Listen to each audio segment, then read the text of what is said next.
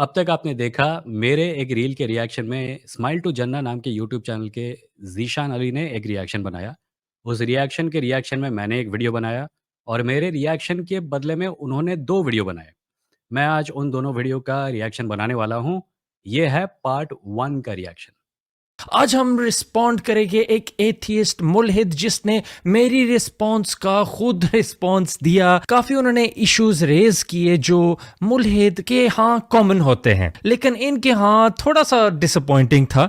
मतलब टंग इन चीक के कमेंट्स मैंने भी इंजॉय किए, लेकिन जो इनकी मतलब टू मेन थीम्स थी। नंबर 1 काफी इनकी बातों में कॉन्ट्रडिक्शंस थी, और नंबर 2 फिर टू को एक कोई फैलेसी ज्यादा करते थे। मतलब ये एक की गलती है। जब सवाल पूछा जाए तो आप बोलो हाँ लेकिन आप भी ये करते हो, लेकिन आपको इस चीज का आंसर करना है। देखो, आपकी पोजीशन मेरे से इंडिपेंडेंट होनी चाहिए।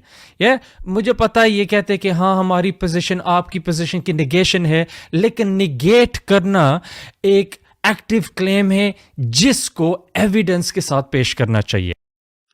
राइट, सो ये कॉन्ट्रडिक्शंस की बात करते हैं और टू को कोई फैलेसी की बात करते हैं। कॉन्ट्रडिक्शंस पर ये बाद में आएंगे।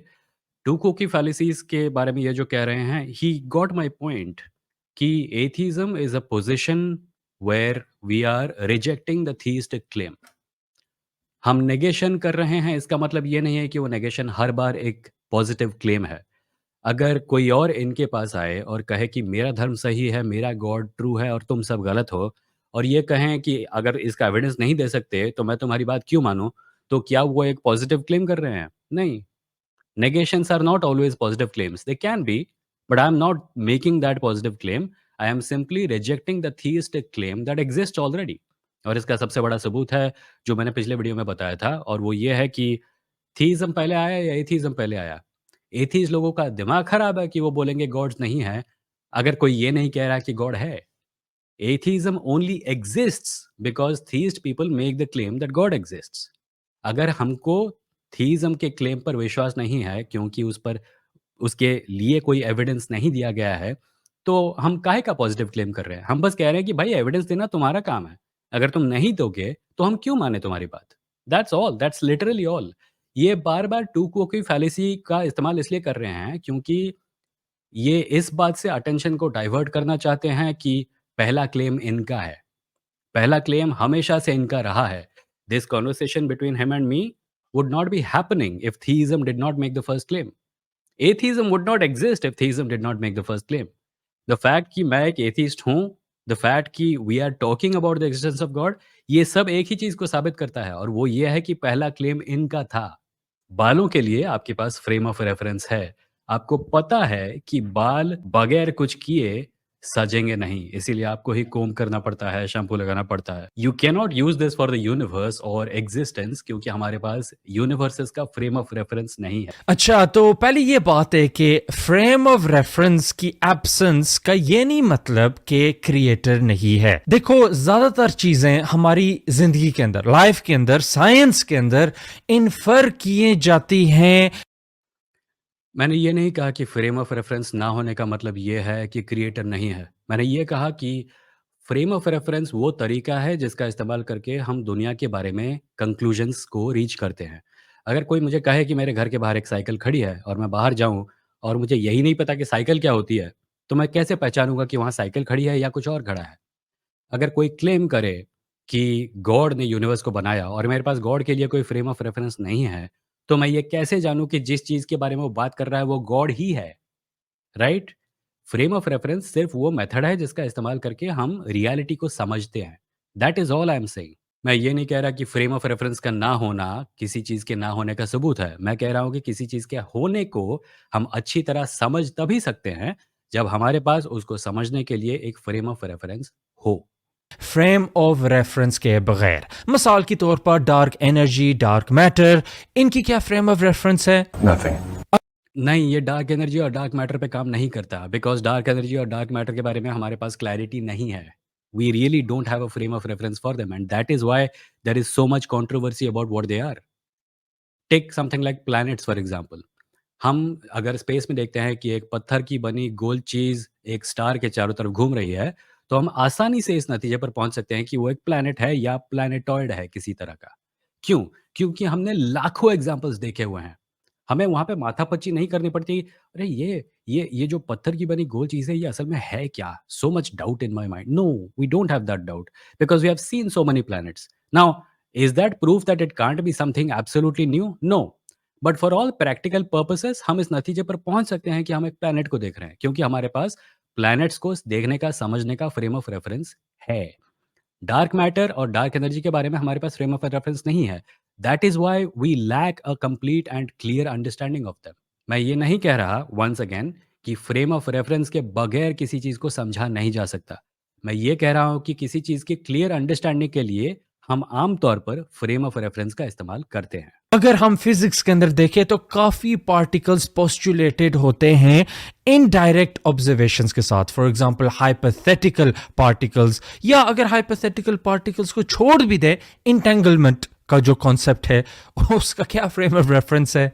हाइपोथेटिकल पार्टिकल्स और पोस्टुलेट्स के लिए हमारे पास फ्रेम ऑफ रेफरेंस है, क्योंकि फिजिक्स आज तक उसी बेसिस पर की जाती रही है।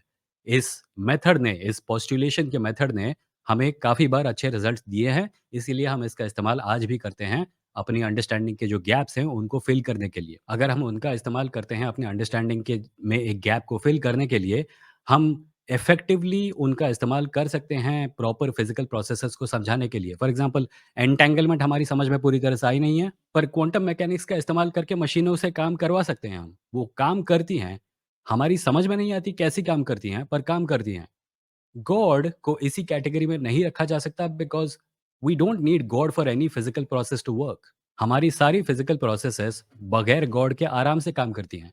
गॉड की ज़रूरत ही नहीं है किसी भी फिजिकल प्रोसेस को काम कराने के लिए। मशहूर होने का आर्ग्यूमेंट्स के साथ क्या संपर्क है? It is possible for someone to be right and have 4 followers. हाँ, मैंने कहा आपकी आर्ग्यूमेंट से पता चलता है, मैंने ये नहीं कहा आपकी आर्ग्यूमेंट्स की वैलिडिटी या इनवैलिडिटी से पता चलता है। आर्ग्यूमेंट की कोहेरेंस को भी देखा जाता है, सिंप्लीफिकेशन को भी देखा जाता है और प्रेजेंटेशन को भी देखा जाता है। इससे तो क्या आप सिर्फ मेरे प्रेजेंटेशन को देख के बात कर रहे थे? Because I am really confused about this. This is not even a hill I want to die on. It was a throwaway line that I made as a joke. But आप क्या कह रहे हो वो मेरी समझ में नहीं आ रहा है। ऐसे लोग हैं जो आपसे बेहतर प्रेज़ेंटर हैं, ऐसे लोग हैं जिनके आर्ग्यूमेंट्स आपसे बेटर हैं और वो आपसे कम मशहूर हैं या आपसे ज़्यादा मशहूर हैं। मैं ये कह रहा था कि इन चीज़ों का मशहूर होने के साथ कोई रिलेशनशिप ही नहीं है। लिए कई एथियस्ट्स आप उनको ज़्यादा देखते होगे क्योंकि ज़्यादा उनकी प्रेजेंटेशन लोगों के यहाँ फेमस होती है। वेल, मैं सबके लिए बात नहीं कर सकता, पर मैं ऐसे किसी भी एथियस्ट को नहीं देखता जिसकी मुझे सिर्फ़ प्रेज़ेंटेशन पसंद है। मैं हमेशा लॉजिकल आर्ग्यूमेंट्स को ज़्यादा वैल्यू देता हूँ, even if the presentation is not very good. So that was an assumption from you about me. That reel is based on a video of mine. इसके ऊपर जो म्यूज़िक और विजुअल्स लगे हुए हैं, वो मैंने नहीं लगाए, but I suppose he is going to talk about that also. इसका फ्रेम ऑफ रेफरेंस क्या था? आप मुझे जानते नहीं हो, आपको मेरी नीयत नहीं पता।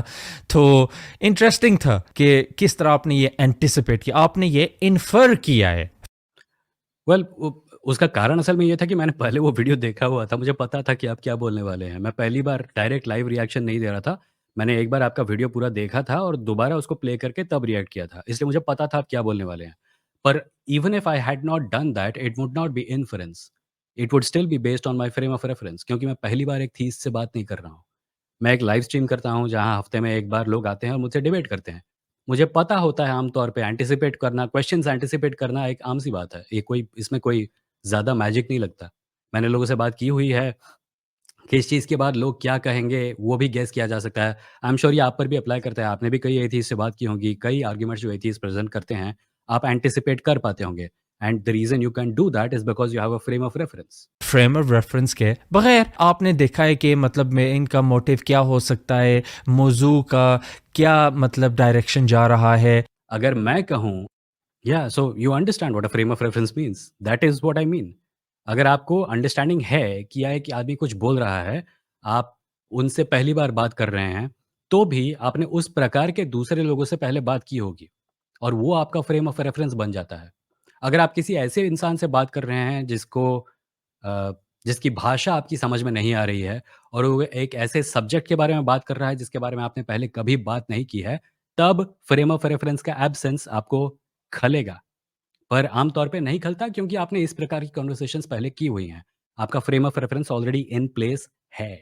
अगर कोई और धर्म का व्यक्ति आके इनसे कहे कि मेरा गॉड ट्रू है, मैं एविडेंस नहीं दे रहा, तो ये उसको नेगेट नहीं करेंगे? बिल्कुल करेंगे। और तब क्या ये फैलेसी जो ये साइट कर रहे हैं, ये उनके ऊपर अप्लाई करेगी? हाँ, बिल्कुल। अगर मैं किसी फेथ को रिजेक्ट करूं तो मुझे एक रीजन होना चाहिए रिजेक्ट करने के लिए। मैं बिल्कुल। और वो रीज़न, सबसे अच्छा रीज़न है लैक ऑफ एविडेंस। अगर कोई और फेथ का आदमी आपके पास आए और बोले तुम अपने धर्म को मानना छोड़ दो, आप उसको बोलेंगे क्यों मानना छोड़ दूँ, राइट? और अगर वो आपको कारण नहीं देगा कि क्यों मानना छोड़ दें, तो आप उसको एक्सेप्ट नहीं करेंगे, आप कारण माँगेंगे। और कारण माँगना एक पॉजिटिव क्लेम नहीं है। पास पीछे बैठ नहीं सकता और हाँ मतलब आपको मतलब मेरा रिजेक्ट करना है। नहीं, आई एम कंसिस्टेंट। अगर मैं एक एक्टिव क्लेम कर रहा हूं और कह रहा हूं तो मुझे भी प्रूफ देना पड़ेगा। लाइकवाइज एथियस्ट भी अगर एक एक्टिव क्लेम कह रहा है तो उसको भी ये बर्डन, ये shifting of the burden of proof, ये मतलब let's get past this. Sir, ये थोड़ा-सा चालूगिरी हो रहा है, सॉरी, पर यहाँ shifting of the burden of proof सिर्फ़ आप कर रहे हैं। Shifting of the burden of proof means जो क्लेम करता है, वो कहेगा कि मुझे गलत तुम साबित करो। ये होता है shifting of burden of proof. Theism का पहला क्लेम है, ये मैं पहले कह चुका हूँ। पर शुरू से लेके अब तक आपने पूरे का पूरा बर्डन ऑफ प्रूफ मेरे ऊपर डालने की कोशिश की है, एथियस्ट के ऊपर डालने की कोशिश की है। जबकि ये साफ है कि atheism is a position of rejecting your claim. Shifting of burden of proof आप कर रहे हैं, पर ये थोप रहे हैं एथियस्ट के ऊपर। ये आपने पिछले वीडियो में भी किया था। है, इससे आगे हमें बढ़ना चाहिए। आई एग्री, इससे आगे हमें बढ़ना चाहिए। ये बहुत बचकानी लेवल ऑफ आर्ग्यूमेंट है। बर्डन ऑफ प्रूफ उसके ऊपर होता है जो क्लेम करता है। क्लेम आपका है, हमारा नहीं है। हम उस आपके क्लेम को रिजेक्ट सिर्फ इसलिए कर रहे हैं क्योंकि आपने एविडेंस नहीं दिए हैं। It's that simple really. मेरे पास इन्फॉर्मेशन नहीं है, I do not claim to know whether God exists और does not exist. But because there is no evidence that has been presented from the theistic side, theist लोग evidence देते नहीं हैं, इसीलिए मेरे पास उनके क्लेम को एक्सेप्ट करने का कोई कारण नहीं है। अच्छा, इधर फिर कॉन्ट्रडिक्शंस आपकी सामने आती हैं। कभी कहते हो कि कोई एविडेंस नहीं है गॉड के लिए, ये एक एक्टिव क्लेम है। फिर कहते हैं कोई एविडेंस। अगर मेरे घर में कोई सब्जियां नहीं लाया है, तो मेरे पास सब्जियां नहीं हैं।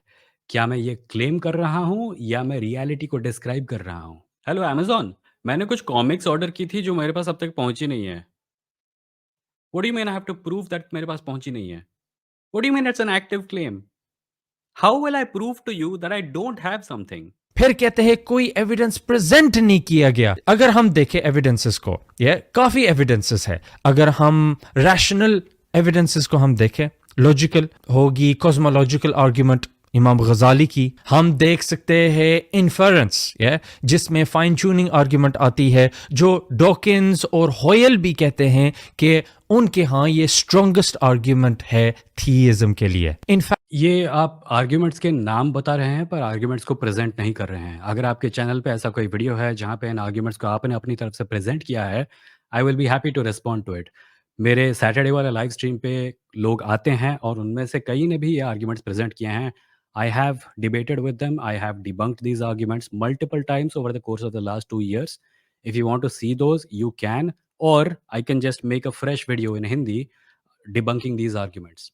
मैंने अपने मेन चैनल पे फाइन ट्यूनिंग को डिबंक करके एक वीडियो बनाया है। मैंने शायद कलाम कॉस्मोलॉजिकल के साथ अब तक डील नहीं किया है, पर कंटिंजेंसी वाला आर्ग्यूमेंट के बारे में मैंने पिछले हफ्ते ही किसी के साथ बात की थी और मुझे ये आर्ग्यूमेंट सफिशिएंट नहीं लगे।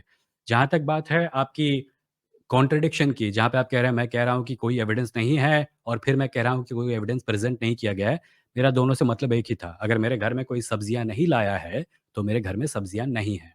That is all I meant by that. I understand कि लोग कई चीज़ों को एविडेंस मानते हैं, पर वो चीज़ें एविडेंस हैं क्या?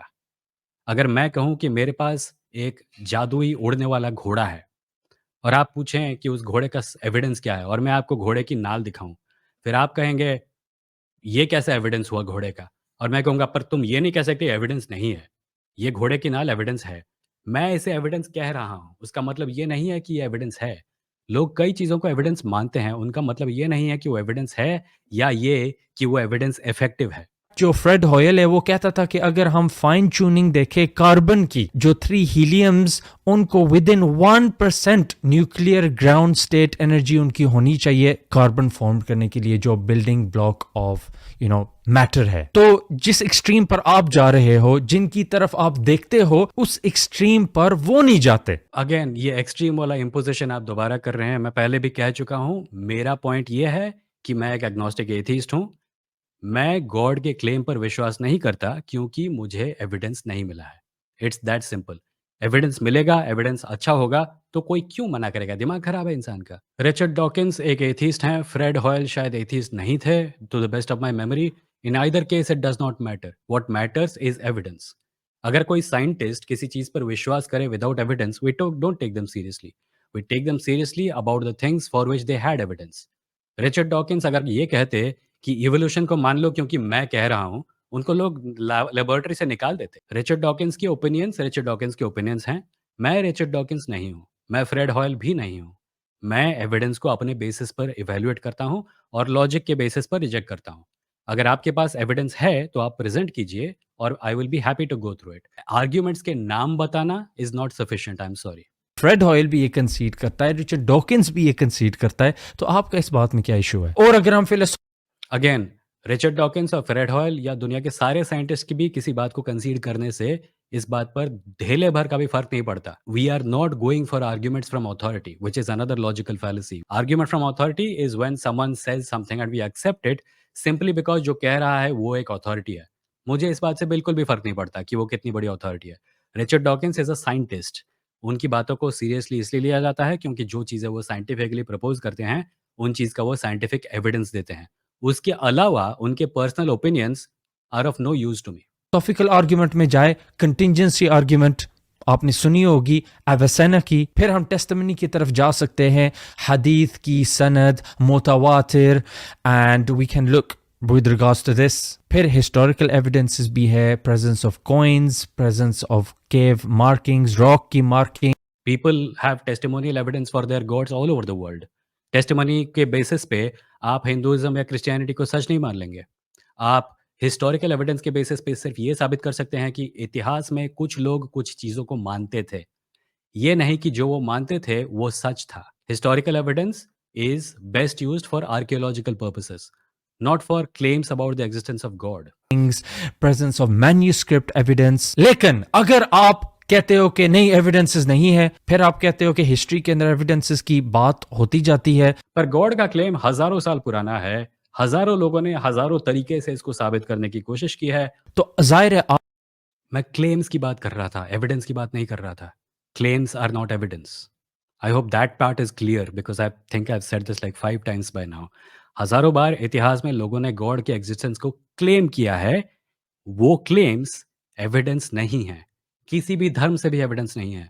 हर धर्म के लोगों ने हजारों बातें क्लेम की हैं। आप उन चीजों को एविडेंस नहीं मानेंगे। मुझसे क्यों उम्मीद कर रहे हैं कि मैं मानूं? आपने ये एविडेंसेस रिजेक्ट किए। अगर आप इनको रिजेक्ट कर रहे हो, प्रेजेंट योर एविडेंस। आप अगेन, मैं क्लेम्स को रिजेक्ट कर रहा हूं, एविडेंस को रिजेक्ट नहीं कर रहा हूं। यहाँ आपको वर्ड्स के बहुत कंफ्यूजन लगती है मुझे। आप रैंडमली वर्ड्स के मीनिंग्स को इंटरचेंज कर रहे हो। आप क्लेम्स को एविडेंस बता रहे हो और एविडेंसेस को और एविडेंस की डिमांड को पॉजिटिव क्लेम्स बता रहे हो। अपने पॉजिटिव क्लेम को भूल कर उस क्लेम का जो रिजेक्शन है उसको पॉजिटिव क्लेम बता रहे हो। I don't know if this is because you genuinely don't understand what these words mean or because आपको सच में थोड़ी बहुत कन्फ्यूजन है इन चीज़ों को लेके, पर आपको अपनी कन्फ्यूजन दूर करनी चाहिए बिकॉज ये कॉन्वर्सेशन के बीच में रोड़ा बनता है। साफ बातचीत नहीं हो पाती है। मैं साफ बातचीत के पक्ष में हूँ। मैं ज़्यादा से ज़्यादा क्लियर होने के पक्ष में हूँ। अगर आप वर्ड्स की मीनिंग को इंटरचेंजेबल बना देंगे, तो साफ बातचीत नहीं हो पाएगी। मैं क्लेम्स को रिजेक्ट करता हूँ, आप कहते हैं मैं एविडेंस को रिजेक्ट कर रहा हूँ। मैं एविडेंस माँगता हूँ, आप कहते हैं मैं पॉजिटिव क्लेम कर रहा हूँ। ऐसे बातचीत नहीं हो सकती भैया। अपने एविडेंस दो कि क्यों कंटिजेंसी आर्ग्यूमेंट गलत है। और ये भी बात हुई, अगर आपके पास एक अच्छा वाला कंटिजेंसी आर्ग्यूमेंट का वीडियो है जो आपने बनाया है, मेरे साथ शेयर कीजिए, मैं उसका रिएक्शन भी बनाऊंगा। कि जब आप एविडेंस की बात कर रहे हो, और ये एथियस्ट्स का ज्यादा होता है, ये एविडेंस कहते हैं जनरल स्टेटमेंट, लेकिन इनका मतलब होता है इंपिरिकल एविडेंस, मतलब हमने खुदा को देखा नहीं है।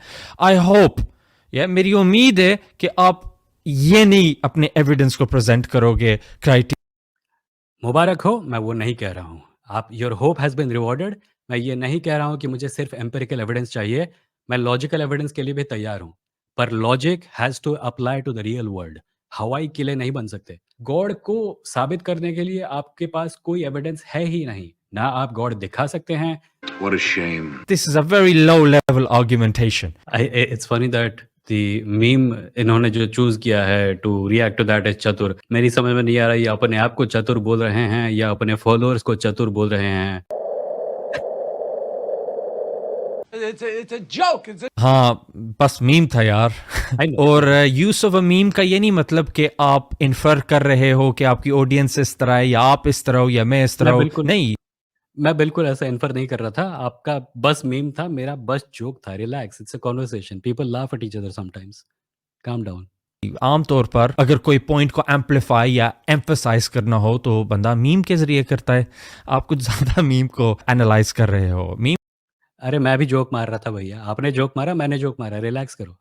को एनालाइज करना छोड़ दो, कंटिंजेंसी आर्ग्यूमेंट को एनालाइज करो। पर्सनली मैं एक एग्नोस्टिक एथियस्ट हूँ। मेरी पोज़ीशन ये है कि मेरे पास गॉड या अल्लाह या ईश्वर को मानने का कोई कारण नहीं है। अच्छा, इधर एक और कॉन्ट्रडिक्शन आती है। अगर हम इनके थंबनेल्स को देखें, इनके थंबनेल्स पर लिखा होता है एथियस्ट, या इनके हैशटैग्स पर लिखा होता है एथियस्ट, इनकी शॉर्ट्स वीडियो पर लिखा होता है atheist. That's because I am an atheist. You don't understand what that means. That is not my problem भैया।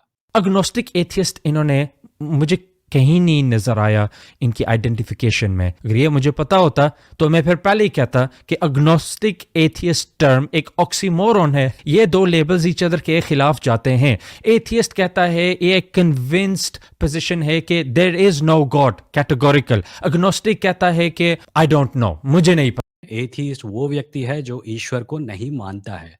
कुछ लोग इसलिए नहीं मानते क्योंकि एविडेंस नहीं है। कुछ लोग कहते हैं कि ईश्वर नहीं है। वो लोग पॉजिटिव क्लेम कर रहे होते हैं। मैं नहीं कर रहा हूँ। और दूसरी बात, एग्नोस्टिक और एथियस्ट कॉन्ट्राडिक्टरी टर्म्स नहीं है। Agnostic is a position on knowledge. Atheism is a position on belief. Believing is theism, not believing is atheism.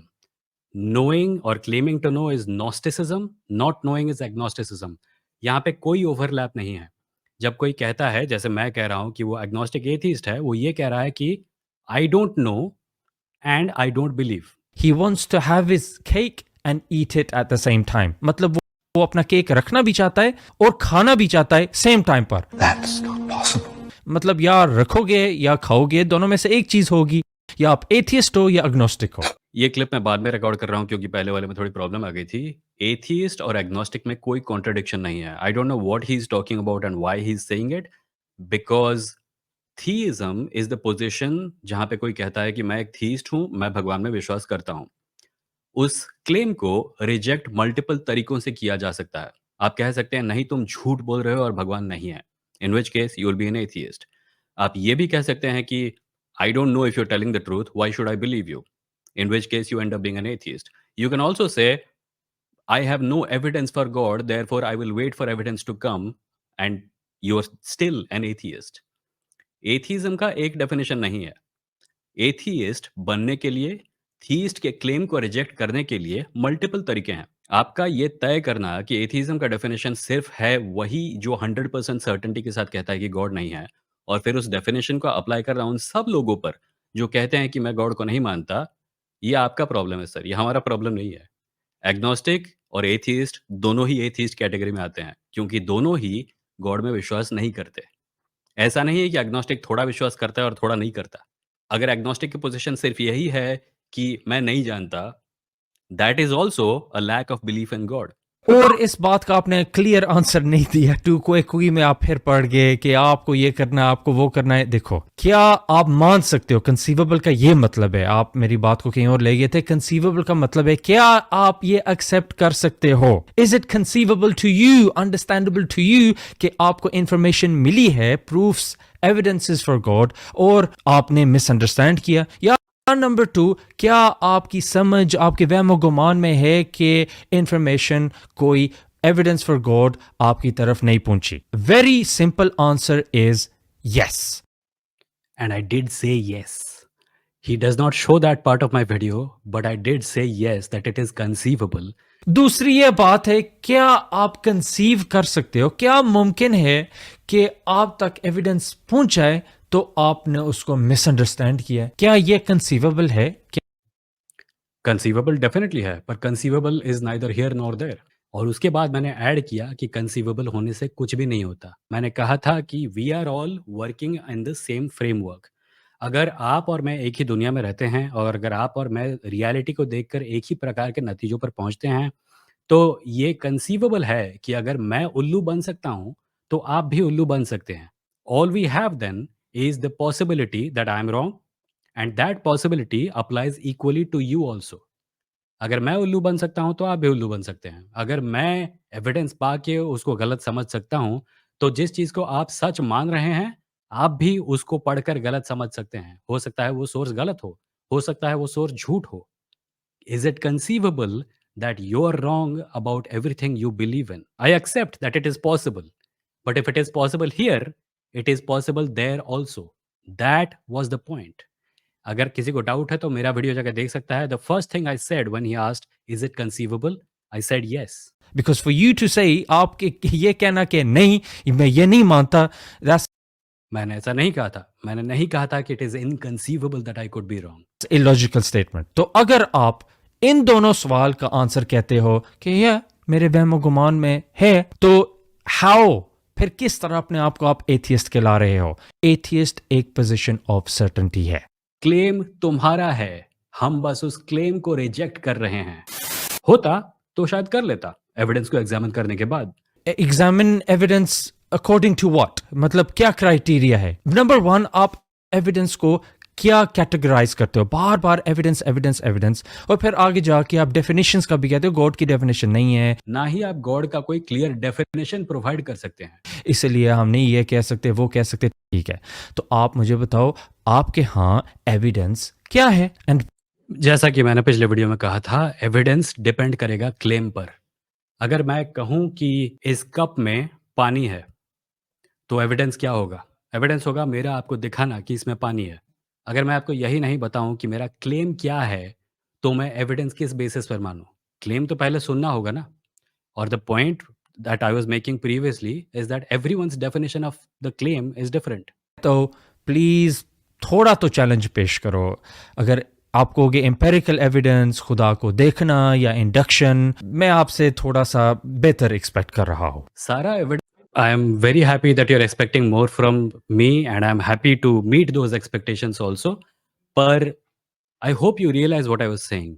अगर आपका क्लेम ही साफ नहीं है, तो मैं एविडेंस किस बेसिस पर आपका इवैल्यूएट करूं? एविडेंस डिपेंड करेगा आपके क्लेम पर। अगर आप मुझे बताएंगे कि मैं ये साबित करना चाहता हूं, तो मैं बताऊंगा कि आपको वो कैसे साबित करना है। जो डेफिनेशंस हैं गॉड के, वही इतने एम्बिग्युअस हैं, आपके भी और बाकी सबके भी, कि क्लियर एविडेंस मांगा ही नहीं जा सकता। और एविडेंस आपके क्लेम के साथ ही आना चाहिए। अगर मैं कह रहा हूं कि ये एक कप है, आपको पता है कि कप क्या होता है, फ्रेम ऑफ रेफरेंस ऑलरेडी आपके पास है। आप अपने डेफिनेशन के बेसिस पे इस कप को जज कर सकते हैं। मैं किस डेफिनेशन के बेसिस पर आपके गॉड के क्लेम को जज करूं? क्योंकि सबके डेफिनेशन अलग-अलग हैं। सारा एविडेंस देखने की ज़रूरत नहीं है। क्या आपने दुनिया के सारे धर्मों के ग्रंथ पढ़े हुए हैं? मेरा सिंपल सवाल था, क्या आपने सारे एविडेंस देखे? नहीं, आपको आपको एविडेंसेस दिखाने, पहुंचाने और फिर ये टू कोई फैलेसी में फिर चले जाते। देखो, या आपने देखे या आपने नहीं देखे। आई रिपीट, जब मैं कहता हूं कि सारे सोर्सेस को पढ़ने की ज़रूरत नहीं है, मैं ये पॉइंट आउट कर रहा हूं कि आपके स्टैंडर्ड्स और मेरे स्टैंडर्ड्स एक ही होने चाहिए। ऐसा नहीं हो सकता कि मुझे किसी चीज़ को रिजेक्ट करने के लिए दुनिया भर की किताबें पढ़नी पड़े और आप दुनिया भर की किताबें पढ़े बिना अपने बेसलेस क्लेम को सच बाय डिफ़ॉल्ट मान लें। ये नहीं हो सकता। अगर मुझे सारे एविडेंसेस को देखने की ज़रूरत है, तो आपको भी है। This is not me subjecting you to a standard that I do not wish to be subjected to. This is me requesting very politely that अगर कोई स्टैंडर्ड है जो आप चाहते हैं कि मैं फॉलो करूं, तो वही स्टैंडर्ड आप पर भी अप्लाई होना चाहिए। आप खुले नहीं छूट सकते।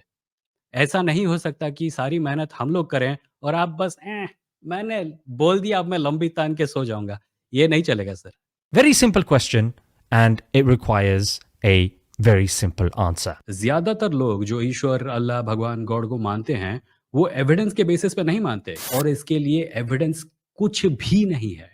अच्छा, फिर वो कभी कहते हैं कि कोई एविडेंस नहीं है, कभी कहते हैं कि ये लैक ऑफ एविडेंस है। तो मतलब इनकी पोजीशन वेरी करती है, कभी कहते हैं मुझे नहीं पता, मैं एग्नोस्टिक हूँ। तो देखो, सबसे पहले ये बात है, absence of evidence is not evidence of absence. तो इसका मतलब इंग्लिश के अंदर इसकी ज़्यादा अच्छी मीनिंग है, लेकिन अब मैं ट्रांसलेट करता हूँ कि मतलब एविडेंस का ना होना, इसका ये नहीं मतलब कि ये सबूत है खुदा का ना होने का। पहले I agree, absence of evidence is not evidence of absence. खुदा के ना होने का प्रूफ ये नहीं है कि एविडेंस नहीं है, क्योंकि हो सकता है एविडेंस कहीं हो और हमें मिला ना हो, राइट? पर एविडेंस का ना होना इस बात को भी साबित नहीं करता कि खुदा है।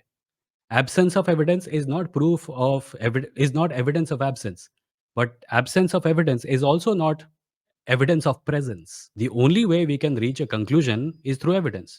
और अगर evidence नहीं है, the only thing we can say in all honesty is that we don't know. That is what science does.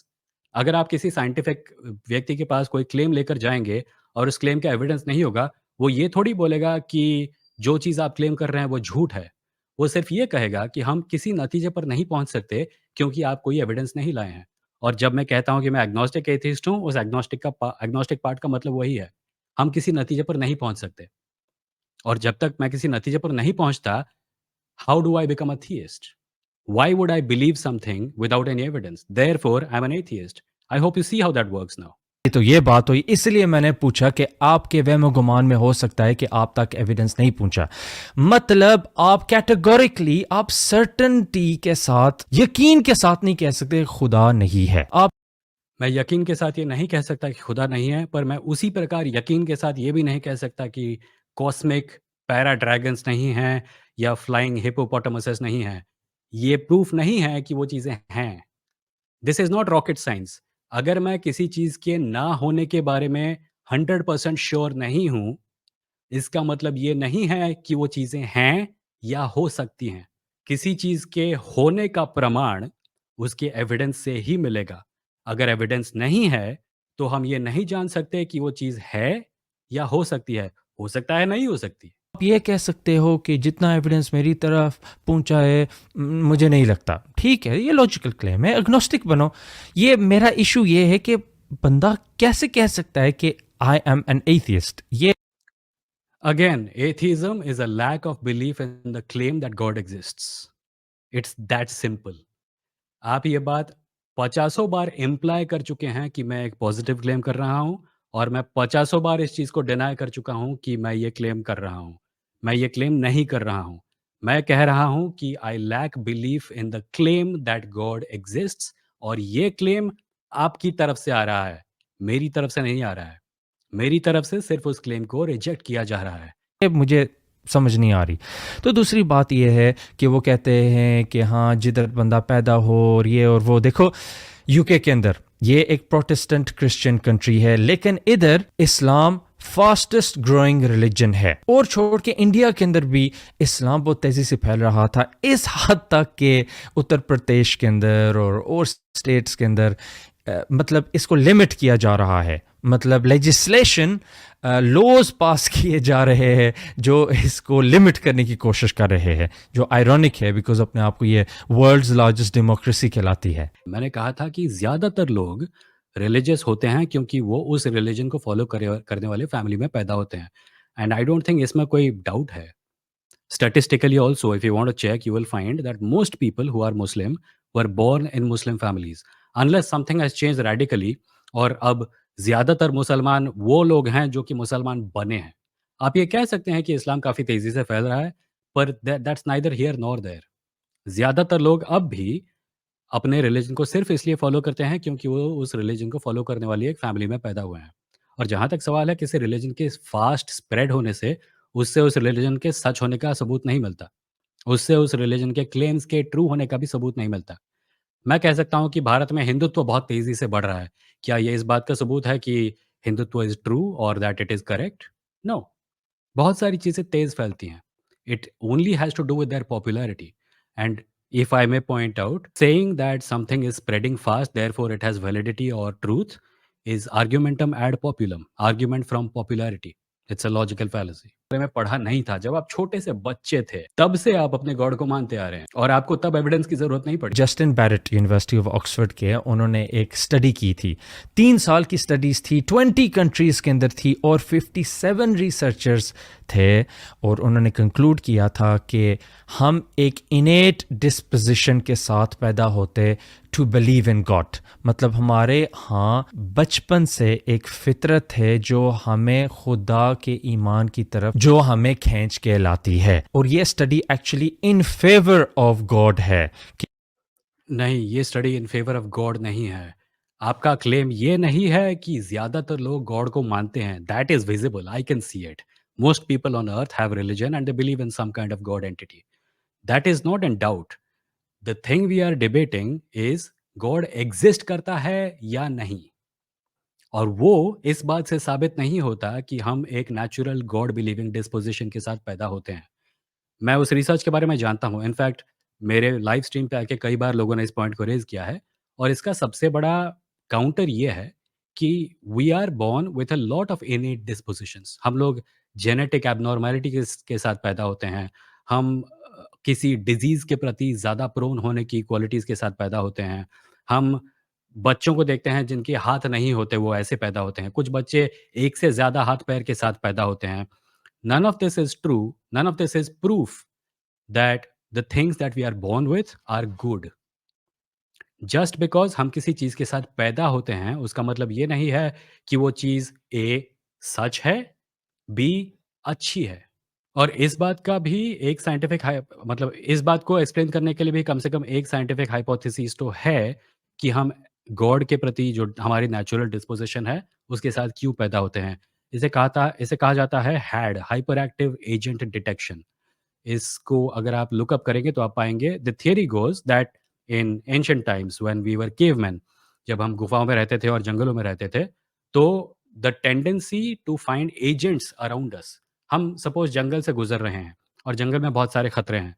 भालू है, साँप है, गड्ढे हैं जिनके अंदर हम गिर के मर जाएँगे, कीड़े-मकोड़े हैं जो हो सकता है ज़हरीले हों। इन सब से बचने के लिए हमें जो चीज़ चाहिए थी, वो थी कॉशियसनेस। मतलब हम कॉशियस रहें कि ये सब चीज़ें हो सकती हैं। पर कई बार हमें पता भी नहीं होता था कि जंगल में क्या खतरे हैं। जो चीज़ें आपको पता नहीं है, उनको लेके आप कैसे कॉशियस हो सकते हैं? सो हमारे ब्रेन ने एक इवोल्यूशनरी मैकेनिज़्म हमारे अंदर बनाया, जो था हाइपर एक्टिव एजेंट डिटेक्शन। मतलब हम नेचुरली कॉशियस रहने लगे। हम इमेजिन करने लगे कि हमारे आस-पास चीज़ें हैं। और चूँकि हम उन इमेजिनरी चीज़ों को स्पिरिट, घोस्ट, गॉड जो भी कहना चाहें, मानते थे, हम कॉशियस हो गए। और उस कॉशियसनेस की वजह से हम भूतों या गॉड से तो नहीं मरे या डरे या कुछ और, पर उस कॉशियसनेस की वजह से हम साँप से, भालू से, कीड़े-मकोड़ों से और गड्ढों से बच गए। So there is some evolutionary value in thinking कि हमारे आस-पास कुछ है, कोई है। और ये हम आज भी देखते हैं हमारे अंदर। अगर हम अंधेरे में होते हैं, क क कमरे में अकेले होते हैं, तो कोई आवाज़ आती है, हमें लगता है कोई है। हम कभी नहीं सोचते कुछ आवाज़ है। हमें हमेशा लगता है कि कोई है। और इस कोई है का एक इवोल्यूशनरी एडवांटेज ये है कि हम कॉशियस रहे और हम डेंजर से बच पाए। इसीलिए हो सकता है आज भी हम इस इनेट टेंडेंसी के साथ जन्म लेते हैं। क्योंकि पुरातन काल में इस टेंडेंसी की वजह से हमें फ़ायदा हुआ था, हमारी सर्वाइवल के चांसेस बढ़े थे। इसे हैड कहा जाता है, hyper active agent detection. If you want you can look it up.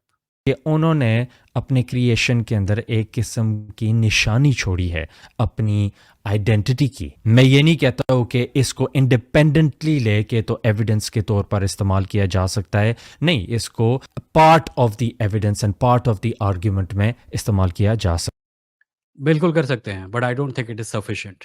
I think कि अगर हम सिर्फ़ इस बात को एविडेंस मान लें कि हमारे अंदर एक गॉड बिलीविंग नेचुरल डिस्पोज़िशन है, उस डिस्पोज़िशन को एक्सप्लेन करने के दूसरे तरीके हैं, उनमें से एक मैंने आपको बताया। और दूसरा, अगर हमारे पास वो एक्सप्लेनेशन नहीं भी होती, तो सिर्फ़ इस बात से ये साबित नहीं होता कि गॉड एक्ज़िस्ट करता है। इससे सिर्फ़ ये साबित होता है कि हमारे अंदर गॉड को मानने की एक टेंडेंसी होती है। हमारे अंदर बहुत सारी टेंडेंसी होती है भैया, इससे कुछ भी साबित नहीं होता। साइंस हमें ब्रह्मांड के बारे में इतना कुछ बता चुका है कि वो सारी जगहें जहाँ पे लोग पहले कहते थे कि यहाँ गॉड है, वहाँ गॉड है, वहाँ गॉड है, उसके बारे में धीरे-धीरे हमें पता चलता जा रहा है। और जो चीज़ें पता नहीं चल रही हैं, गॉड को अब वहाँ पे ठूँसा जा रहा है। अच्छा, तो ये उनकी arguments God of the gaps arguments होती हैं, और वाकई काफ़ी जो मजहबी लोग हैं इसमें मशहूर होते हैं और गिल्टी हैं इसके बारे में। कोई चीज़ जो साइंस नहीं एक्सप्लेन कर सकती तो हमारी फेथ एक्सप्लेन करती है। लेकिन मैं इस्लाम को रिप्रेजेंट कर रहा हूँ, मैं किसी और रिलीजन को रिप्रेजेंट नहीं कर रहा। और एज अ मुस्लिम अल्लाह ताला ये नहीं कहते हैं कि मैं खुदा हूँ गैप्स का, नहीं, वो कहते हैं मैं खुदा हूँ आलमीन का। अल्हम्दुलिल्लाहि रब्बिल आलमीन, या lord of the worlds, lord of the gaps नहीं। गॉड ऑफ द गैप्स का मतलब यह है कि हमारी साइंटिफिक अंडरस्टैंडिंग जिन चीज़ों को एक्सप्लेन नहीं कर पाती, कई बार रिलीजियस लोग या थीइस्ट्स उन गैप्स को गॉड का इस्तेमाल करके एक्सप्लेन करने की कोशिश करते हैं। And you thankfully you agree that this is a problem and that many theists engage in it. That is all I meant. The rest of it, जहाँ पे आप कह रहे हैं कि आपका धर्म ये कहता है, आपका मज़हब ये कहता है, आपका गॉड आपकी होली बुक में ये क्लेम करता है, they're just claims. They're just claims. And might I add, they're positive claims. And you need evidence to justify those claims. खाली बोलने से नहीं हो जाता है। एक इंसान ने कहा कि मैं एक भालू हूँ, ये क्लेम गलत है, राइट? पर इस क्लेम को गलत साबित करने का एक तरीका है। भालू का डेफिनेशन लो, इंसान का डेफिनेशन लो, दोनों को मैच करो और पाओ कि ये दोनों मैच नहीं करते। हम मानते हैं not God of the gaps but God of the whole show. Gaps भी और नहीं गैप्स भी, God is the God of the gaps and God of what's in between the gaps. या दैट्स अ क्लेम। आप क्या मानते हैं इससे कोई फ़र्क नहीं पड़ता। फ़र्क पड़ता है आप क्या साबित कर सकते हैं इससे, और आपने अब तक इसके लिए कोई एविडेंस नहीं दिया है। हाँ, आपने कुछ आर्ग्यूमेंट्स के नाम लिस्ट कराए हैं और मैं कोशिश करूँगा कि मैं उनको भी रिस्पॉन्ड करूँ अलग वीडियोज़ में, पर चूँकि आपने उन आर्ग्यूमेंट्स को इस वीडियो में प्रेज़ेंट नहीं किया है, मैं उन आर्ग्यूमेंट्स को सीरियसली अभी तो नहीं ले सकता। द होल शो, कोई गैप साइंस खोलता है, कोई गैप साइंस बंद करता है। और वाकई कई लोग मटेरियल गॉड्स को मानते थे, जिस तरह God of the sun, God of thunder, God of water, ये सारी चीज़ें। लेकिन एज मुस्लिम्स हम मटेरियल चीज़ को नहीं मानते। हम मानते हैं कि गॉड इममटेरियल है, इंडिपेंडेंट है, किसी चीज़ पर डिपेंडेंट नहीं है। जाहिर है या ये सच है कि कुछ लोग मटेरियल गॉड्स को मानते थे और आप भी मानते हैं, क्योंकि you do think that this immaterial God of yours, इसका रियल वर्ल्ड पे इम्पैक्ट पड़ता है। आपका क्लेम ये नहीं है कि हमारे गॉड का रियलिटी के साथ कोई लेना देना नहीं है। आपका ये मानना नहीं है कि आपका गॉड नेचुरल थिंग्स को कंट्रोल नहीं करता या इम्पैक्ट नहीं कर सकता। और अगर आपका क्लेम ये नहीं है, तो आप ये नहीं कह सकते कि आपका गॉड मटेरियल नहीं है। एक इममटेरियल चीज़ मटेरियल रियलिटी को कैसे अफ़ेक्ट करती है, बताइए? मैं एक एथियस्ट हूँ, ना मेरे पास मटेरियल गॉड्स को मानने का कोई कारण है, ना इममटेरियल गॉड्स को मानने का कोई कारण है। मैं बस ये पॉइंट आउट कर रहा हूँ कि मटेरियल गॉड्स को नीचा दिखाने के बाद अगर आप ये क्लेम करते हैं कि आपका गॉड इममटेरियल है, तो आप ये नहीं कह सकते कि आपका गॉड मटेरियल दुनिया को अफ़ेक्ट कर सकता है। साइंस जितनी आप पढ़ोगे और आप देखोगे जो मटेरियल गॉड्स होते थे वो ख़त्म होते जाते हैं। और दूसरी ये बात है कि गॉड ऑफ द गैप्स का ये मतलब है कि अगर साइंस नहीं एक्सप्लेन कर सकता तो गॉड एक्सप्लेन करता है। हमारा तो ये सिंपल आंसर है कि गॉड एंड साइंस ये एट ऑड्स नहीं है, ये कंपटीशन में नहीं है। और I also agree with you. They're not in competition. The competition is between religion and science. God का तो एग्जिस्टेंस का प्रमाण ही नहीं मिल रहा ना, but religion is tangible, it exists. तो रिलीजन जब साइंटिफिक डोमेन को बाहर धकेलने की कोशिश करता है, जब रिलीजियस लोग कहते हैं कि इवोल्यूशन गलत है, तो क्या रिलीजन साइंस के दायरे के अंदर घुसने की कोशिश नहीं कर रहा है? जब रिलीजियस लोग कहते हैं कि वैक्सीन्स गलत है और मैं प्रेयर करके अपने आप को ठीक करूंगा, तो क्या रिलीजन साइंटिफिक डोमेन के अंदर नहीं घुस रहा है?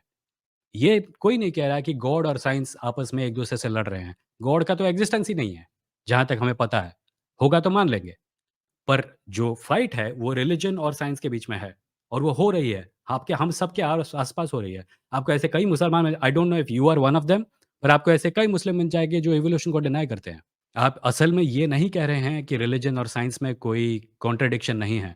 आप साइंस को क्लेम करने की कोशिश कर रहे हैं बगैर सफिशिएंट रीज़न के। आपके मान लेने से, आपके बोल देने से कोई चीज़ सच नहीं हो जाएगी। अगर आप चाहते अगर आप चाहते हैं कि हम आपके कहे को सच मानें, तो आपको हमें प्रमाण या एविडेंस देना होगा। और अगर आप वो नहीं दे सकते, then you can't really blame us for saying, I don't believe this. ये लॉजिकली भी ट्रू है। हम मानते हैं कि साइंस एक्सप्लेन करता है मैकेनिज्म्स और इस्लाम एक्सप्लेन्स एजेंसी। अगर आपको पता ये गाड़ी किस फोर्ड गाड़ी किस तरह चलती है, इसका ये नहीं मतलब जिसने बनाई है वो खत्म हो गया है। क्यों? साइंस जो है और लॉज आप देख लो, ये प्रिस्क्रिप्टिव है और डिस्क्रिप्टिव है, ये क्रिएटिव नहीं है। सो आप जिस एजेंसी को एक्सप्लेन करने की कोशिश कर रहे हैं, वो एजेंसी है कहाँ? That is the question. हमारे पास नेचर है, हमारे पास नेचर को समझने के कुछ तरीके हैं और उन तरीकों का इस्तेमाल करके हम नेचर को समझते हैं और नेचर का इस्तेमाल करते हैं। एजेंसी की बात ही कहाँ से आई? एजेंसी के होने का प्रमाण कहाँ है? एजेंसी के होने की ज़रूरत क्या है? अगर हमें ऐसी कोई भी डोमेन दिख जाए, जो हम बगैर एजेंसी के एक्सप्लेन ना कर पाएँ या हमारे पास कोई उम्मीद ही ना हो कि इसको एजेंसी के बगैर एक्सप्लेन नहीं किया जा सकता, तब ज़रूरत पड़ेगी उस एजेंसी को एक्सप्लेन करने की। अभी वैसी कोई ज़रूरत नहीं है। और पिछले हज़ारों सालों में जितनी बार भी लोगों ने कोशिश की है किसी जगह पे अपने गॉड की या अपने रिलीजियस आइडेंटिफिकेशन की एजेंसी को घुसेड़ने की, बाद में पता चला है कि उसकी ज़रूरत थी ही नहीं। आज भी वही हो रहा है। लोग इवोल्यूशन के अंदर गॉड की एजेंसी को धकेलने की कोशिश कर रहे हैं। मैं इवेंजेलिकल क्रिश्चियंस की बात कर रहा हूँ और कुछ मुसलमान और कुछ हिंदुओं की भी बात कर रहा हूँ। ये हमेशा होता है। पर at the end of the day आज तक ऐसा एक बार भी नहीं हुआ कि हमको लगे कि ओह! ये जो चीज़ है इसको एजेंसी के बगैर तो एक्सप्लेन किया ही नहीं जा सकता। आप किसी भी एक्जिस्टिंग प्रॉब्लम को सॉल्व नहीं कर रहे हैं। आप एक इमेजिनरी प्रॉब्लम का एक इमेजिनरी सॉल्यूशन प्रोवाइड करने की कोशिश कर रहे हैं और कोशिश कर रहे हैं लोगों को कन्विंस करने की कि ये प्रॉब्लम असल में एग्ज़िस्ट करती है। नहीं करती है भाई। We already have a good understanding of nature, and the things that we don't understand, we will try to understand them. And God, so far at least, has not played a role in any of it. Gravity किसी चीज को create नहीं करती, explain करती है, describe करती है। और इसलिए अगर हम आप क्रिएट वर्ड का 2 बार इस्तेमाल कर चुके हैं। हमारे पास ये मानने का कोई भी कारण नहीं है कि the universe is a creation. All we know is that the universe exists and there is no need to think that it was created unless you provide some evidence to support the assertion that it was created. You are calling it a creation. मेरे पास ये nail cutter है। अभी अगर मैं बोल दूं कि ऊगा बूगा एक ऐसी कॉस्मिक बीइंग का नाम है जो नेल कटर्स बनाता है। नेल कटर्स हर जगह जो नेल कटर्स हैं उनको ऊगा बूगा ही बनाता है और नेल कटर्स ऊगा बूगा के बगैर एग्जिस्ट ही नहीं कर सकते। तो क्या मैं ऊगा बूगा का एविडेंस दे रहा हूं? अगर कोई मुझसे पूछे कि ऊगा बूगा का एविडेंस क्या है, तो मैं ये बोलूं कि ये नेल कटर ऊगा बूगा का एविडेंस है, क्योंकि ऊगा बूगा के होने का मैंने कोई एविडेंस नहीं दिया। इस बात का कोई एविडेंस नहीं दिया कि नेल कटर को ऊगा-बूगा बनाता है। इस बात का कोई एविडेंस नहीं दिया कि नेल कटर ऊगा-बूगा के ऊगा-बूगा के ऊगा-बूगा के बगैर कोई बना भी नहीं सकता। ये तीनों वाइल्ड क्लेम्स हैं। द ओनली थिंग हम जो हमें पता है, वो ये है कि नेल कटर एग्ज़िस्ट करता है। कई थियस्ट देखें जो गॉड को मानते थे, चाहे क्रिश्चियन हो गए, मुसलमान हो गए, इब्न अल हैथम को क्रेडिट करते हैं कि उन्होंने साइंटिफिक मेथड इजाद किया अकॉर्डिंग टू हिस्टोरियन डेविड शिलेनबर्ग अमंगस्ट अदर्स। तो उन्होंने इजाद करके ये नहीं बोला कि हाँ खुदा की ज़रूरत नहीं है। न्यूटन जब उन्होंने ग्रेविटी को फॉर्मुलेट किया था, उन्होंने गॉड को निगेट नहीं किया था। जॉर्जेस लमाट्र जब उन्होंने बिग बैंग की फाउंडेशन पेश की थी, उन्होंने गॉड को रिजेक्ट नहीं किया था। चार्ल्स डार्विन को देख लो, ये माइकल रूस, एलियट सोबर, निक स्पेंसर, इन सारों के यहाँ चार्ल्स डार्विन ने खुदा को इनकार नहीं किया था। इसके पीछे एक बहुत इंटरेस्टिंग कारण है और वो होता है पावर पॉलिटिक्स के साथ उसका लेना देना। कई साइंटिस्ट्स अगर ईश्वर पे विश्वास उनका खत्म हो भी जाता था, खुलकर बोल नहीं पाते थे कि वो ईश्वर को नहीं मानते, क्योंकि उनकी फैमिली से उनको डिसोन कर देती थी। उनके परिवार टूट जाते थे, क्योंकि ये फंक्शन है रिलीजन की पावर का, रिलीजन की सोशल और पॉलिटिकल पावर का।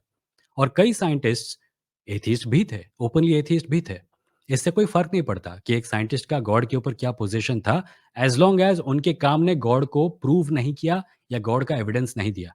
हम न्यूटन को इसलिए नहीं मानते क्योंकि उन्होंने बाइबल के पेजेस में क्राइस्ट की सेकंड कमिंग का प्रूफ ढूँढने की कोशिश की। हम न्यूटन को इसलिए मानते हैं क्योंकि उन्होंने हमें एक्चुअल वर्किंग मैथमेटिक्स प्रोवाइड की, जिसके बेसिस पर हम यूनिवर्स को देख सकते हैं, समझ सकते हैं और इस्तेमाल कर सकते हैं। बहुत से साइंटिस्ट के पास बहुत सारे रिलीजियस व्यूज़ होते हैं। उसका इस बात से कोई लेना-देना नहीं होता कि गॉड की एक्जिस्टेंस होती है या नहीं। This again is the logical fallacy known as argument from authority and you are engaging in this for the second time I think. दूसरी बात ये है, अगर आपका ये मानना है कि हमको साइंटिस्ट की रिलीजियस व्यूज़ को सीरियसली लेना चाहिए, तो क्या आप क्रिश्चियनिटी को सच मानते हैं क्योंकि न्यूटन क्राइस्ट को मानते थे? रामानुजन एक इंडियन मैथमेटिशियन थे जो कहते थे कि उनको अपनी मैथमेटिकल इक्वेशंस का आंसर एक हिंदू देवी उनके सपनों में आके देती थी। क्या आप अब हिंदुइज़्म को मानने लगेंगे? मुझे नहीं लगता है कि आप मानेंगे क्योंकि आपको भी पता है कितना फ्लिम्सी आर्गुमेंट है। It's just argument from authority. It holds no water. जब इवोल्यूशन थ्योरी उन्होंने फॉर्मुलेट की थी तो मुसलमान होने के नाते हम ये नहीं कहते कि Islam and science at odds हैं, मतलब ईच अदर के compete कर रहे हैं कि नहीं। मतलब एक सेइंग है जो आइंस्टाइन की मतलब उनको क्रेडिट की जाती है, science without religion is lame and religion without science is blind. मतलब अगेन आइंस्टाइन के कोट का इस्तेमाल करना आर्गुमेंट फ्रॉम अथॉरिटी है। हम आइंस्टाइन की बातों को सीरियसली लेते हैं क्योंकि आइंस्टाइन ने हमको वो मैथमेटिकल मेथड्स प्रोवाइड किए जिनका इस्तेमाल करके हम यूनिवर्स को देख सकते हैं, समझ सकते हैं और उसका इस्तेमाल कर सकते हैं। आइंस्टाइन के opinions about religion are not mathematical truths, they are not even scientific contributions. Einstein का इस्तेमाल करना आर्ग्यूमेंट फ्रॉम अथॉरिटी है जो कि एक लॉजिकल फैलेसी है। वो मतलब कॉम्प्लीमेंट करते हैं, इसलिए आपको नज़र आएगा फेमस साइंटिस्ट्स जो थीइस्ट्स भी होते हैं। ये मेरी पॉइंट है। अगर फेमस साइंटिस्ट के थीइस्ट होने से आपके गॉड वाले क्लेम को शक्ति मिलती है, तो फेमस साइंटिस्ट के एथीस्ट होने से क्या होता है? क्या आपका क्लेम वीक होता है? It can't go just one way, right? It has to go both ways. अगर आप साइंटिस्ट के थीइस्ट होने का इस्तेमाल करते हैं इस बात को प्रूव करने के लिए कि गॉड का एग्जिस्टेंस है, तो साइंटिस्ट के एथीस्ट होने से क्या वो काउंटर होता है और does this only go one way? क्या साइंटिस्ट सिर्फ एग्जिस्ट करते हैं आपके आर्गुमेंट्स को स्ट्रॉन्ग करने के लिए? या क्या हम उनका इस्तेमाल कर सकते हैं आपके आर्ग्यूमेंट्स को गलत साबित करने के लिए? It is neither. It is neither that nor this. The claim that God exists इसको साबित करने का एकमात्र तरीका है गॉड का एविडेंस दिखाना, ना कि ये कहना कि देखो कुछ स्मार्ट लोग मानते हैं। वो सिर्फ एक लॉजिकल फैलेसी है। गॉड का एक क्लियर डेफिनेशन भी कोई नहीं दे पाता है। With in a single religion also लोगों की डेफिनेशंस अलग-अलग होंगी। तो मैं कौन से डेफिनेशन को गॉड का डेफिनेशन मानूं? अच्छा, very simple, chapter 112 of the Quran, बस चंद लाइनें हैं ये। हाँ, पर ये तो आपका डेफिनेशन है ना। मैं आपके डेफिनेशन को एब्सोल्युटली ट्रू क्यों मानूं? मैं उन सब डेफिनेशंस को सीरियसली क्यों ना लूं जो आपके डेफिनेशन से मेल नहीं खाते? अगर आप अपने डेफिनेशन के लिए एविडेंस प्रदान करना चाहते हैं, तो फ्रीली कीजिए।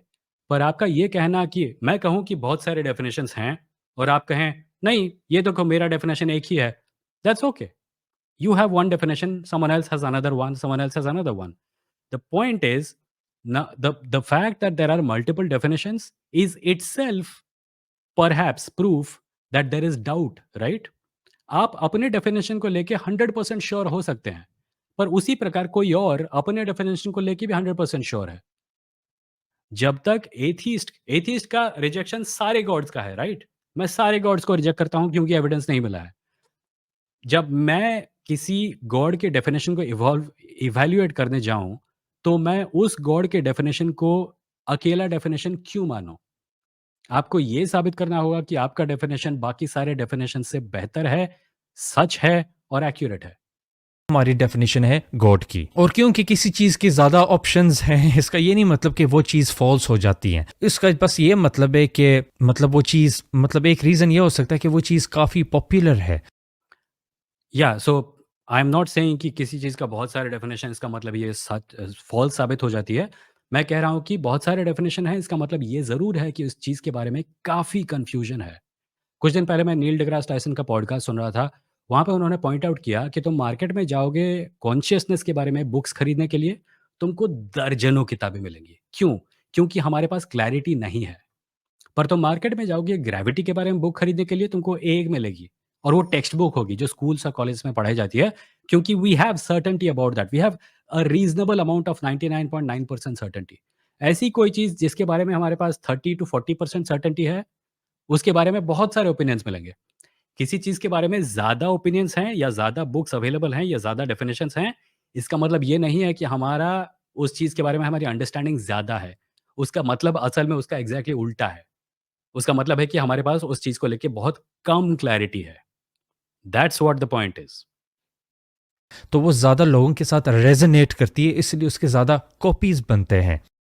रेज़ोनेशन के बारे में पहले बात कर चुका हूँ। Not everyone is religious because they see the merit of religion. Most people are religious क्योंकि उनके परिवार उस रिलिजन को फ़ॉलो करते थे। This is a well known fact. I mean इसमें कोई डाउट नहीं, मुझे नहीं लगता इसमें आपको भी डाउट होगा। ज़्यादातर लोग अपने व्यूज़ को, अपने रिलिजियस व्यूज़ को इवैल्यूएट नहीं करते हैं और सिर्फ़ उसी रिलिजन को अपना लेते हैं जो उनका फैमिली फ़ॉलो कर रहा था और इसीलिए ज़्यादातर लोग रिलिजियस हैं।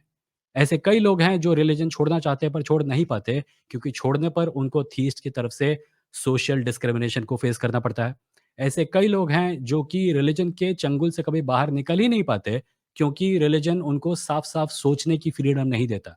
ऐसे कई लोग हैं जिनको कहा जाता है कि अगर कोई तुम्हारे रिलिजन को के ऊपर डाउट एक्सप्रेस कर रहा है, तो उसको जीने का हक नहीं है।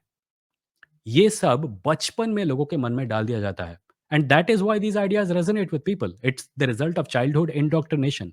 It's not because they are all rational people thinking rationally, reading quotations by Einstein and then coming to that conclusion.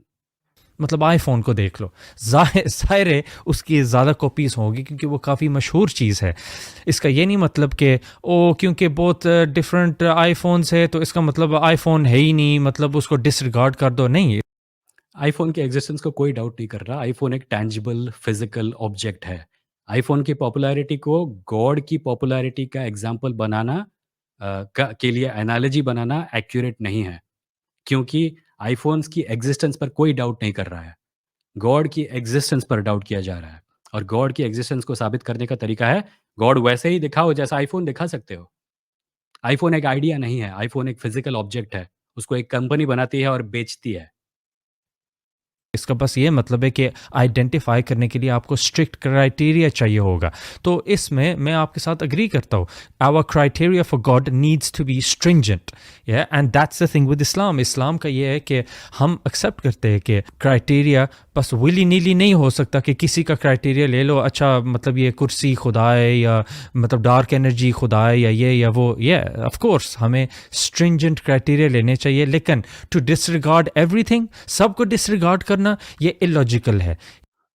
नहीं, see I am glad that you accepted that there need to be stringent criteria, but I मैं उम्मीद करता हूँ कि आपको पता है कि इसका मतलब क्या है। स्ट्रिंजेंट क्राइटेरिया मतलब फॉल्सिफाएबिलिटी। साइंटिफिक प्रिंसिपल्स जिनके साथ आप कहते हैं कि आप सहमत हैं, साइंटिफिक प्रिंसिपल्स में फॉल्सिफाएबिलिटी होती है। अगर किसी चीज़ को फॉल्सिफाई नहीं किया जा सकता, तो उस आइडिया को सीरियसली नहीं लिया जा सकता। इट्स अनफॉल्सिफाएबल। सो अगर आप कहते हैं कि आपका डेफिनिशन स्ट्रिंजेंट है, तो आप मुझे ये बताइए, under what conditions will you accept that God does not exist? आपका फॉल्सिफाइबिलिटी का क्राइटेरिया क्या है? ऐसा क्या हो जिसकी मतलब आप बताइए कि ये क्राइटेरिया हैं गॉड के एग्जिस्टेंस के। ऐसी कौन सी कंडीशंस होनी चाहिए जो अगर हो गई तो आप मान लेंगे कि गॉड नहीं है? I I have never met any religious person who gives falsifiability criteria for God. कोई ऐसा नहीं मिला आज तक मुझे, कुछ सालों से ये कर रहा हूँ, मुझे आज तक कोई नहीं मिला जो कहता है कि हाँ, गॉड एक साइंटिफिक थ्योरी है, ये है और ये सब अगर मीट कर गया क्राइटेरिया तो मैं गॉड को मानना छोड़ दूँगा। ऐसा कोई नहीं एक्सेप्ट करता। दैट इज़ बिकॉज़ गॉड एक साइंटिफिक प्रिंसिपल, एक साइंटिफिक हाइपोथेसिस है ही नहीं। ये एक मान्यता है, इसको लोग मानते हैं और मानते हैं for reasons that I have already gone into, childhood indoctrination etcetera. या साइंस के अंदर रोज़ कई हिपोथेसिस आती हैं, तो हमारे पास पेयर रिव्यूड प्रोसेस है। आपके नेटफ्लिक्स पर काफ़ी प्रोग्राम आते हैं, आप पैरालाइज्ड विद चॉइस नहीं हो जाते हो कि ओ इतने ज़्यादा हैं, सबको ही मैं छोड़ देता हूँ, नहीं। होता हूँ यार। मैं नेटफ्लिक्स पे कई बार पैरालाइज़ होता हूँ। मैं नेटफ्लिक्स को खोलता हूँ और मुझे नेटफ्लिक्स भरी दिखती है फ़िल्मों से और मैं कई बार इतना बोर हो जाता हूँ कि मैं कुछ भी नहीं देखता, मैं छोड़ देता हूँ। But that has not got anything to do with what we are talking about. क्योंकि हम नेटफ्लिक्स पर वन ट्रू मूवी नहीं ढूँढ रहे होते। हम नेटफ्लिक्स पर टाइम पास करने के लिए अभी के लिए कुछ चलेगा वो ढूँढ रहे होते हैं। नेटफ्लिक्स एक परफेक्ट एनालॉजी नहीं है गॉड हाइपोथेसिस को या गॉड के मल्टीपल डेफिनिशंस को प्रोसेस करने के लिए। नेटफ्लिक्स पर हम जाते हैं टाइम पास करने के लिए, कोई एक पिक्चर देख लूँ, वो पिक्चर बेस्ट पिक्चर भी होनी ज़रूरत नहीं है। अगर वो पिक्चर काम चलाऊ है, depending on my mood right now, I will watch it. And if I think कि ऐसी कोई भी पिक्चर मुझे दिख नहीं रही है मेन पेज पे जो मैं देखना चाहूँ, तो मैं नेटफ्लिक्स बंद करके भी आ सकता हूँ। पर अगर God is real, if God is real, then that is not the option, right? जब मैं दुनिया भर के धर्मों को देखता हूँ, I am not looking for a काम चलाऊ definition of God. I am looking for the one perfect answer to the God question, and Netflix does not apply there. आप देखते हो, आप तहकीक करते हो, शैम्पू आप खरीदते हो, बहुत ज़्यादा मतलब 50 किस्म के शैम्पूज़ है आप कुछ तो यूज़ करते ही होगे। आपको मेरे बालों को देखकर आपको लगता है मैं शैम्पू का इस्तेमाल करता हूँ? मेरे बाल बहुत खराब है सर, आपके घने मुलायम बाल हैं, आप शैम्पू का इस्तेमाल करते होंगे, आपकी दाढ़ी भी बढ़िया है, आप शैम्पू का इस्तेमाल करते होंगे वहाँ भी। मैं शैम्पू का इतना बड़ा फ़ैन नहीं हूँ और शायद मुझे होना भी चाहिए। Actually I am thinking of shaving my head completely because here is too much trouble. But shampoo के ऊपर भी वही प्रॉब्लम है सर। हम मार्केट में जाते हैं, शैम्पू ढूँढते हैं, we are not looking for one true shampoo. We are not looking for the perfect shampoo to beat all shampoos. We are looking for something that will work. Something that is good enough, something जो affordable हो, that's the criteria. Shampoo makers भी ये claim नहीं करते कि हमारा shampoo one true shampoo है, इस शैम्पू को नहीं लगाओगे तो तुम मर जाओगे या मरने के बाद तुमको टॉर्चर होगा, ऐसा कुछ। ये प्रॉपर एनालॉजी नहीं है गॉड क्वेश्चन के लिए। The stakes are very different. If God is real and I don't believe in God, and God genuinely thinks that not believing in God will send me to hell, then it's not a shampoo question, it's not a Netflix question. It's a much more serious question. The fact that there is confusion about this definition tells us that maybe there is one religion which is true, or maybe none of them are true. Because everyone is trying to be the one true answer, right? Shampoos are not trying to be the one true shampoo. Movies are not trying to be the one true movie. But God is, religions are claiming कि God one true answer है। So ये analysis उस पर fit नहीं बैठती है। तो मतलब कैसा यूज़ करते हो, किस तरह यूज़ करते हो? आप जाते हो, तहकीक करते हो, रीड करते हो, आप उनको कंपेयर करते हो, जो केमिकल्स होते हैं उनकी स्टडी, रिसर्च। तो रिलीजन का भी यही होना चाहिए। Right? अगर आपका गॉड को लेके जो क्लेम है वो सही है, तो आपके पास एक क्लियर फॉल्सिफाएबल डेफिनेशन ऑफ गॉड होना ज़रूरी है, और अगर नहीं है, तो आपके क्लेम को सीरियसली नहीं लिया जा सकता। 99% इसलिए क्योंकि it's always possible that I M dreaming, it is always possible that reality itself is an illusion और समथिंग। यही प्रॉब्लम है, और यही प्रॉब्लम एथियस्ट का आता है कि किसी चीज़ में सर्टन नहीं होते। कहते हैं कि ये कह रहे हैं कि मतलब हम ड्रीम भी कर सकते हैं, या कोई पता नहीं ये सारा फेक हो, सिमुलेशन हो। तो फिर रिलीजन के साथ आपकी पॉइंट किस तरह सर्टन हो सकती है? आप वन मोर टाइम, रिलीजन को लेके मेरी पोजीशन सर्टन सिर्फ उसी हद तक है जिस हद तक किसी भी चीज़ को हम सर्टन हो सकते हैं। रिलीजन्स कुछ क्लेम करते हैं, मेरे पास उन क्लेम्स को सच मानने का कोई तरीका नहीं है, इसीलिए मैं उन क्लेम्स पर विश्वास नहीं करता हूँ। That is all. आप ये कई बार कह चुके हैं कि मैं 100% सर्टेनिटी के साथ कह रहा हूँ कि गॉड एग्ज़िस्ट करता नहीं है। ये मैंने कभी भी नहीं कहा है, कभी भी नहीं कहा है। मैंने बल्कि इसका उल्टा मल्टीपल टाइम्स उस वीडियो में भी क्लियर किया था, जिसको आप रिस्पॉन्ड कर रहे हैं, कि मैं एक एग्नोस्टिक एथियस्ट हूँ। मेरे पास गॉड का क्लेम आया आप लोगों की तरफ से, मैंने उस क्लेम को इवैल्यूएट किया और मैंने पाया कि उस क्लेम को सपोर्ट करने वाला एविडेंस नहीं है, या जो भी एविडेंस दिया जा रहा है, वो सूट नहीं करता, वो सफिशिएंट नहीं है। That's all. बिकॉज़ आपका एविडेंस सूट नहीं करता, सूटेबल नहीं है, सफिशिएंट नहीं है, मेरे पास उस क्लेम को मानने का कोई कारण नहीं है। That is all. आप इस बात को जितनी बार रिपीट करेंगे मैं इसको करेक्ट करूँगा। आपको हो सकता है आपको लगे कि मैं रिपीट कर रहा हूँ, पर ये सिर्फ़ इसलिए कर रहा हूँ क्योंकि आप बार-बार वही चीज़ रिपीट कर रहे हैं। मुझे कंफर्म नहीं कह सकते हो कि आप चॉकलेट बिस्किट नहीं हो। साइंस के हाँ, आप नहीं मुझे गारंटी कह सकते। आप कहोगे 99.9% चांस है कि मैं चॉकलेट बिस्किट नहीं हूं। हाँ, मैं 99.9% के साथ ही कह सकता हूँ कि मैं चॉकलेट बिस्किट नहीं हूँ, but that is sufficient. 99.9% chances of me not being chocolate biscuit is sufficient for me, and in fact it applies to you also, but you don't recognize it. आप एक सर्टेनिटी के level के पीछे भाग रहे हो जो कभी मिलेगी नहीं। मैं आपको बताऊँ मैं जो कैसे पता कि मैं चॉकलेट बिस्किट नहीं हूँ? मैंने चॉकलेट बिस्किट देखी हैं, मैंने चॉकलेट बिस्किट्स खाई हैं, मुझे पता है चॉकलेट बिस्किट कैसी होती हैं, किस साइज़ की होती हैं, किन चीज़ों से बनी होती हैं। मैं इंसान जानता हूँ क्या होता है, मैं जानता हूँ इंसान कितने बड़े होते हैं, वो किन चीज़ों से बने होते हैं, उनका डेफ़िनेशन क्या होता है। मैं चॉकलेट बिस्किट का डेफ़िनेशन लेता हूँ, इंसान का डेफ़िनेशन लेता हूँ, दोनों को मैच करने की कोशिश करता हूँ, वो मैच नहीं होते। Therefore I come to the conclusion कि मैं चॉकलेट बिस्किट नहीं हूँ। Is it possible that I am wrong? Sure, maybe reality itself is an illusion. Maybe I'm a brain in a vat. We cannot be absolutely certain of anything, the same way that you cannot be absolutely certain of anything. But we are honest enough to accept कि we cannot be absolutely certain. You on the other hand, आप कोशिश करते हैं लोगों को ये जताने की कि आप absolute certainty पा सकते हैं, जो कि आप नहीं पा सकते। आप भी उसी दुनिया में रहते हैं जिस दुनिया में मैं रहता हूँ। आपके पास भी दुनिया को देखने के और समझने के वही तरीके हैं जो मेरे पास हैं। Absolute certainty is an illusion. और इसके एडिशन में मैं आपसे फिर से वही पूछना चाहूंगा जो आप मुझसे पूछ रहे थे। Is it conceivable that you are wrong about the absolute certainty that you have about the universe? क्या ये आपके दिमाग में आ सकता है कि आपके पास आपके धर्म ने जो क्लेम्स दिए हैं आपके होली बुक्स में वो गलत हैं? Is it conceivable? Is it conceivable that all that is wrong? Think about it.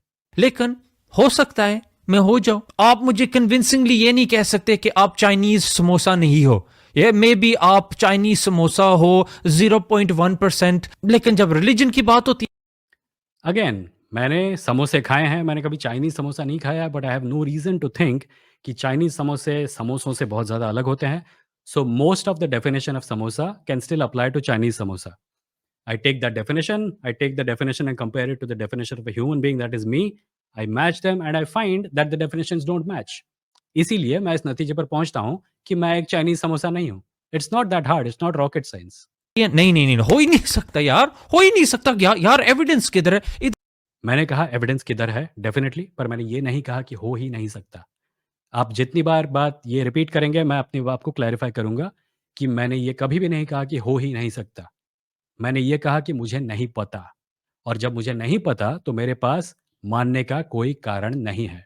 मुझे पता कराने का काम आपका है क्योंकि क्लेम आपका है, और उस क्लेम के साथ एविडेंस जो है वो आपको देना है।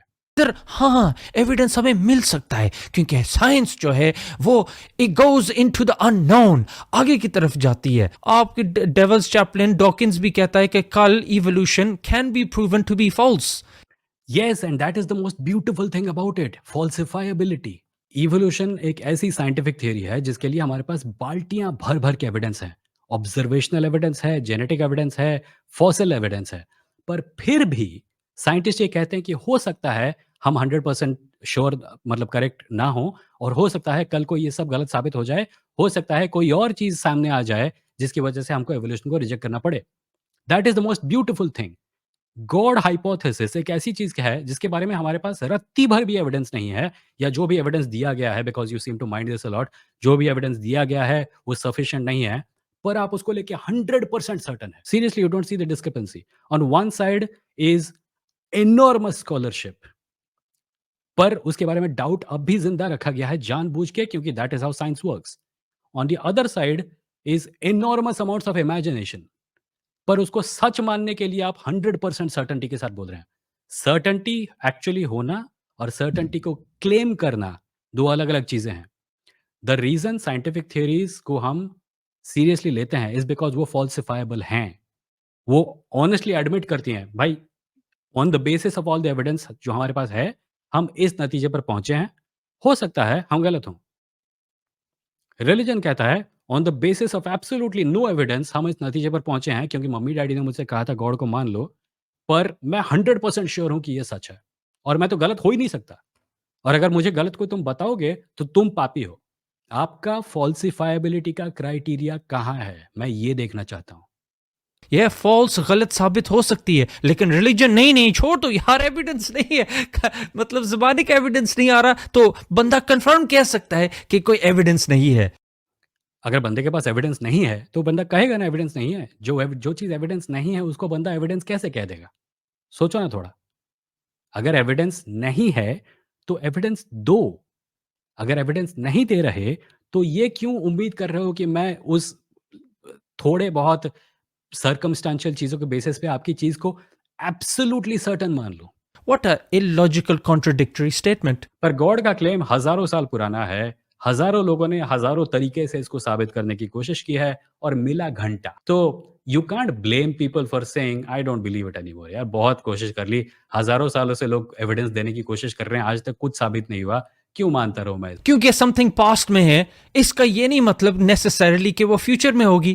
अब पास्ट में कई हमारी टेक्नोलॉजीज नहीं थी, कई हमारी सोचेस नहीं थी, तो जाहिर है उस वक्त तो यही कहते थे कि हाँ फ्यूचर में नहीं होगा।